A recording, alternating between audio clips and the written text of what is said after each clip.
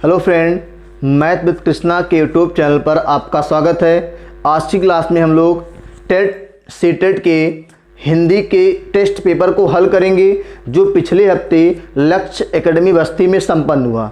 सबसे पहले जिन बच्चों के पास इस पेपर का पीडीएफ नहीं है या पेपर नहीं है, वो इस वीडियो के डिस्क्रिप्शन में पीडीएफ लिंक दिया रहेगा, वहां से डाउनलोड कर सकते हैं, या तो हमारे Facebook page math with Krishna से डाउनलोड कर सकते हैं, और कोई समस्या है तो हमारे व्हाट्सएप नंबर से जुड़ सकते हैं। तो आइए शुरुआत करते हैं। आज की क्लास का पहला क्वेश्चन दिया है, आधुनिक हिंदी साहित्य की पहली आत्मकथा के लेखक कौन माने जाते हैं? तो विकल्प नंबर सी 31 का सही है आपका, हरिवंश राय बच्चन। क्या सही भैया?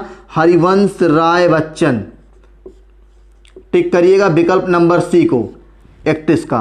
32 नंबर क्वेश्चन क्या कह रहा है? वर्णों के व्यवस्थित समूह को कहते हैं, तो इसका भी विकल्प नंबर सी सही है। वर्णों के व्यवस्थित समूह को वर्णमाला कहते हैं। क्या कहते हैं? वर्णमाला। ये क्वेश्चन आपको एग्जाम में फंसाएगा। पहला विकल्प देगा वर्णों के समूह को और लास्ट विकल्प देगा वर्णों के व्यवस्थित समूह को। तो ध्यान दीजिएगा, क्वेश्चन को आराम से पढ़िएगा। वर्णों के व्यवस्थित समूह को क्या कहेंगे भैया? वर्णमाला कहेंगे। चलिए नेक्स्ट आपका 33 नंबर 33 नंबर क्वेश्चन क्या कह रहा है? देखिए ध्यान से। 33 नंबर कह रहा है कि वणिक का तद्भव रूप है। वणिक जो है ये आपका किसका इसका तद्भव, ये तत्सम है। क्या है ये? तत्सम। हमने कहा था पहचान में जिन शब्दों में अड़ा आता है वो मैक्सिमम क्या होते हैं? तत्सम होते हैं। तो वणिक का जो तद्भव होगा वो आपका विकल्प नंबर सी में दिया है, वो होगा बनिया। विकल्प नंबर सी 33 का सी है। ये आपका तद्भव जो होगा इसका क्या होगा? वो बनिया होगा। अगला देखिए नेक्स्ट क्वेश्चन क्या कह रहा है, ध्यान से। 34 नंबर क्या कह रहा है? 34 नंबर कह रहा सरस्वती के लिए उपयुक्त शब्द नहीं है। तो वीणा पाणी भी सरस्वती का पर्यायवाची है, महाश्वेता भी सरस्वती जी का पर्यायवाची है, हंस वाहिनी भी सरस्वती जी का पर्यायवाची है। तो सुनेत्रा जो है ये सरस्वती जी का पर्यायवाची नहीं है। तो पूछा है कौन सा नहीं है? तो विकल्प नंबर आपका डी नहीं है। चलिए नेक्स्ट आपका 35 नंबर क्वेश्चन क्या कह रहा है? 34 का आपका डी सही था। 35 कह रहा है करुण का विलोम। भैया करुण का जो विलोम है, करुण का विलोम वो आपका होगा निष्ठुर। क्या होगा भैया? निष्ठुर। और विकल्प नंबर डी में 35 का डी। 36 में क्या कह रहा है?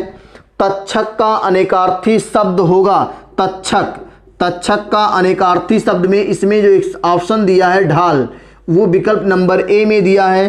36 का ए ढाल। 36 का ए सही है, ढाल। चलिए तक्षक का अनेकार्थी शब्द आपका क्या है? ढाल। 36 के बाद आपका 37 नंबर बहुत बार पूछा गया सवाल है, जिसको व्याकरण का ज्ञान हो, जिसको व्याकरण का ज्ञान हो उसके लिए एक शब्द क्या आएगा? व्याकरण। हमने इसको कॉपी में लिखवाया भी है। चलिए 37 के बाद आपका 38 शुद्ध वाक्य का चयन करना है। दिया है हिंदी का व्यवहारिक ज्ञान। ध्यान दीजिएगा, विकल्प में एक तो ये दिया है व्यवहारिक और एक विकल्प में ये दिया है व्यवहारिक। तो भैया ये वाला सही है, विकल्प नंबर बी। 38 का विकल्प नंबर सी, सॉरी विकल्प नंबर सी सही है। हिंदी का व्यवहारिक ज्ञान, व्यवहारिक ज्ञान अपेक्षित है। विकल्प नंबर सी आपका सही है। चलिए अगला नेक्स्ट 38 के बाद आपका 39 नंबर क्या कह रहा है? बाल का स्त्रीलिंग है। तो विकल्प नंबर बी, बाल का स्त्रीलिंग जो है वो आपका बाला है। क्या भैया? बाला है। चलिए अगला 40 नंबर क्या कह रहा है? निश्चयवाचक सर्वनाम क्या है? तो हमने कहा था यह आपका जो है निश्चयवाचक सर्वनाम है। विकल्प नंबर सी। 41 की जब बात करेंगे हिंदी में कौन सा शब्द हमेशा बहुवचन में? तो हमने कहा था हस्ताक्षर। हस्ताक्षर हमेशा बहुवचन में प्रयोग होगा। 41 का डी। अगला दिया है 42, कौन से वाक्य में संदिग्ध भूतकाल है? संदिग्ध भी होना चाहिए और भूतकाल में होना चाहिए। तो एक विकल्प दिया है, विकल्प नंबर सी दिया है, मैंने निबंध लिखा होगा।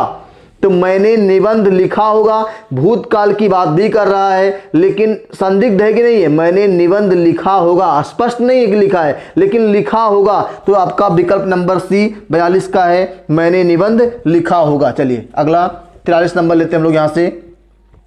43 क्या कह रहा है, बचपन शब्द है, बचपन, बचपन शब्द में पहला विकल्प दिया है विशेषण, व्यक्तिवाचक संज्ञा, जातिवाचक संज्ञा, और विकल्प नंबर बी दिया है भाववाचक संज्ञा, भाववाचक संज्ञा। तो बचपन आपका जो है वो भाववाचक संज्ञा है। बचपन क्या बता रहा है, बचपन भाव बता रहा है, अवस्था का भाव बता रहा है। चलिए अगला 44 कह रखा है आमरण, आमरण में जो ये आ लगा है ये क्या बताएगा, कह रहा है इसको व्याकरण की दृष्टि से क्या कहेंगे। तो हमने कहा था उपसर्ग जो होते हैं किसी भी शब्द के आगे जुड़ते हैं, प्रत्यय क्या होते हैं बाद में जुड़ते हैं। तो आमरण में जो ये आ पर आक मात्रा आ है ये क्या भैया, उपसर्ग है। चलिए टिक करिए। अगला 45 नंबर क्या कह रहा है, 45 नंबर कह रहा है विद्यार्थी किस संधि का उदाहरण है। तो हमने कहा था विद्यार्थी जो है विद्या प्लस अर्थी दीर्घ स्वर संधि है, समान स्वर जुड़ा है ना, देखो यहाँ का बड़ा आ यहाँ का आ दोनों मिलेंगे तो दीर्घ बन जाएंगे। और हमने कहा था कि ये कहाँ होता है, दो समान स्वर जुड़ते हैं, दोनों का जुड़ने पर दीर्घ हो जाता है और संधि का नाम होता है दीर्घ स्वर संधि। तो विद्यार्थी में कौन सी संधि भैया, 45 का विकल्प नंबर डी दीर्घ स्वर संधि। चलिए अगला 46 क्या कह रहा है, 46 नंबर, 46 नंबर कह रहा है चतुर्भुज में कौन सा समास है। तो विकल्प नंबर सी चतुर्भुज में आपका बहुब्रीहि समास है, चार है भुजाएं जिसकी अर्थात विष्णु भगवान। ठीक है, चतुर्भुज में किसने है, बहुब्रीहि समास। चलिए 47 क्या कह रहा है आपका, विराम चिन्ह का नाम है, एक विराम चिन्ह देखो ये ऐसे दिया है और ऐसे दिया है, इस विराम चिन्ह का नाम पूछा है भैया तो एकदम स्पष्ट है। कामता प्रसाद गुरु ने 20 विराम चिन्हों की बात कही थी, उसमें से ये आपका जो विराम चिन्ह है वो अर्ध विराम का चिन्ह है। किसका भैया, अर्ध विराम का चिन्ह है। अगला 47 का विकल्प नंबर ए सही है। 48 नंबर क्या कह रहा है, देखिए ध्यान से, 48 नंबर कह रहा है खून के घूंट पीना। मुहावरे का अर्थ होगा पराजित होना बिल्कुल नहीं है, हानि होना नहीं, भयभीत होना नहीं, अपमान सहना। जैसे कोई आपकी बेइज्जती कर देता है ना तो आप अपने गुस्से को कंट्रोल कर ले जाते हो, तो वही कहते हैं ना खून के क्या कह रहा है, खून के घूंट पीना, यही आपका क्या है, अपमान सहना। ठीक है, विकल्प नंबर आपका बी सही है, अपमान सहना। 49 कह रहा है करुण रस के देवता है। तो मैंने कहा यम, करुण रस के देवता क्या है, यम। जब यमराज आते हैं धरती पे तो किसी ना किसी को हर्षों उत्पन्न हो जाता है। तो करुण का अस्थाई भाव क्या होता है, शोक, और करुण के देवता कौन है, यम है। ठीक है, मैंने कॉपी में लिखवाया स्पष्ट इसको। 50 नंबर क्या करा, देखिए ध्यान से, 50 नंबर क्वेश्चन, लाल चेहरा है फिर लाल किसके, किसके में, लाल चेहरा है फिर लाल किसके में। लाल शब्द 2 बार आया है, हमने कहा था एक शब्द एक से अधिक बार आएगा उसके अर्थ अलग अलग होंगे, तो यमक अलंकार होगा। क्या होगा, यमक अलंकार। एक लाल का मतलब है लाल रंग से, एक लाल का मतलब बालक से है। ठीक है, चलिए नेक्स्ट अगला, तो यमक अलंकार होगा इसमें। 50 का आपका विकल्प नंबर बी सही है, यमक अलंकार। 51 नंबर क्या कह रहा भैया, ज्ञानपीठ पुरस्कार पाने वाले हिंदी के प्रथम साहित्यकार, ज्ञानपीठ पुरस्कार पाने वाले हिंदी के प्रथम साहित्यकार जो हैं वो विकल्प नंबर ए में दिया है आपका सुमित्रानंदन पंत। सुमित्रानंदन पंत जो हैं ये ज्ञानपीठ पुरस्कार पाने वाले हिंदी के प्रथम साहित्यकार हैं। 1968 में इनको मिला था, और किस कृति के लिए मिला था, तो चिदंबरा के लिए मिला था। किसके लिए भैया, चिदंबरा के लिए मिला था, नोट कर लीजिए। चलिए नेक्स्ट लेते हैं हम लोग यहाँ से, ये आपका 51 का ए सही था। 52 नंबर देखते हैं क्या कह रहा है, कह रहा है मृगावती किसकी रचना है। मृगावती बहुत ही इंपॉर्टेंट क्वेश्चन है ये, और ये रचना है कुतबन की। किसकी भैया, कुतबन की रचना है ये, कुतबन की रचना है ये मृगावती। चलिए 52 के बाद आपका 53 नंबर देखिए, 52 का विकल्प नंबर आपका सी सही था। 53 नंबर अब आपका हिंदी लैंग्वेज का, भाषा का पेडागॉजी सेक्शन शुरू हो रहा है। भाषा सीखने में मातृभाषा का व्याघात होता है, तो ऑप्शन दिया है आंशिक रूप से होता है, पूर्ण रूप से होता है, नहीं होता है, तो विकल्प नंबर डी होता है। भाषा सीखने में 53 का डी सही है। भाषा सीखने में मातृभाषा का व्याघात होता है। अगला 54 नंबर क्या कह रहा है? कह रहा है भाषाई कौशलों के संदर्भ में कौन सा कथन सत्य है? तो भैया एक जो विकल्प नंबर सी दिया है वो कह रहा है कि भाषाई कौशल एक क्रम से सीखे जाते हैं, तो एकदम सही है सी विकल्प। भाषाई जो कौशल है वो एक सीक्वेंस से सीख सकते हो, आप क्रम से ही सीख सकते हो। आगे 55 नंबर क्या कह रहा है, देखिए ध्यान से। 55 नंबर पाठ के अंत में अभ्यास और गतिविधियां देने का उद्देश्य। जैसे कोई टॉपिक खत्म हुआ, उसके अंत में आपको प्रश्नावली दी जाती है, अभ्यास दिया जाता है, कह रहा उसका उद्देश्य क्या है? तो उद्देश्य जानते हैं क्या होता है भैया? दिया है बच्चों को अभिव्यक्ति के अवसर देना। ये आपका एकदम सही है, बच्चों को अभिव्यक्ति के अवसर देना, मतलब वो खुद स्वतंत्र हो सकते हैं, कुछ सोच सके उसके बारे में। चलिए अगला 55 का आपका विकल्प नंबर ए सही है। 56 की बात कर लेते हैं। पढ़ने को दैनिक जीवन की जरूरतों से जोड़ना या किस भाषाई कौशल का उद्देश्य है? पठन कौशल का। भैया किसका है? पठन कौशल का, विकल्प नंबर डी। 56 के बाद अगला 57 पेडागॉजी का सवाल क्या हिंदी का?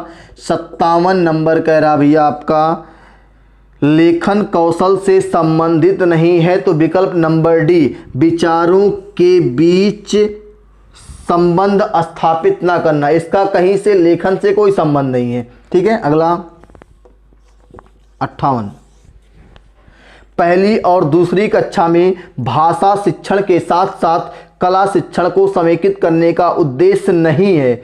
भैया बच्चों द्वारा आनंद की प्राप्ति ये उद्देश्य होना चाहिए। बच्चों के लेखन में परिपक्वता लाना ये भी सही है। बच्चों की रचनात्मक का विकास करना ये भी सही है। केवल एक जो आपका विकल्प नंबर ए दिया है वो क्या कर रखा है? चित्रों के माध्यम से अभिव्यक्ति का विकास। ठीक है, ये आपका नहीं है। 59 नंबर क्या कह रहा भैया? 58 के बाद बलाघात का प्रयोग होता है, तो विकल्प नंबर सी बोलने के कौशल में। बलाघात का जो प्रयोग होता है वो होता है बोलने के कौशल में। 60 नंबर क्या कह रहा भैया आपका? कह रहा है उच्च प्राथमिक स्तर पर बच्चों की हिंदी भाषा की क्षमता के आकलन में प्रकाय परक पक्ष देने पर आशय है, भाषा प्रयोग पर बल देना। 60 का ए। 60 जो आप जो क्वेश्चन है उसका ए सही है। उच्च प्राथमिक स्तर पर बच्चों की हिंदी भाषा की क्षमता के आकलन में बल देने का आशय जो है वो भाषा प्रयोग पर बल देना। क्या भैया? भाषा प्रयोग पर बल देना। तो हमने आज की क्लास में हिंदी के 31 से लेकर और आपके 60 नंबर तक के क्वेश्चन को हल किया। जो आपके पिछले हफ्ते टेस्ट पेपर हुआ था स्टेट और सीटेट का, उसके हम लोग इसके पहली वीडियो में मैथमेटिक्स के सवालों को सीखा। इस वीडियो में हम लोग हिंदी के सवालों पे चर्चा किया हमने। जिन बच्चों के पास पेपर नहीं है, वीडियो के डिस्क्रिप्शन में पेपर का PDF लिंक दिया गया है, वहां से आप पेपर डाउनलोड कर सकते हैं। हमारे Facebook page math with Krishna से जुड़ के आप पेपर को प्राप्त कर सकते हैं। और कोई समस्या है तो हमारे आप व्हाट्सएप नंबर पे संपर्क कर सकते हैं। सबसे पहले जो बच्चे चैनल पे नए हैं, चैनल को सब्सक्राइब कर लें, वीडियो को अधिक से अधिक शेयर, कमेंट और लाइक करें। बहुत बहुत धन्यवाद।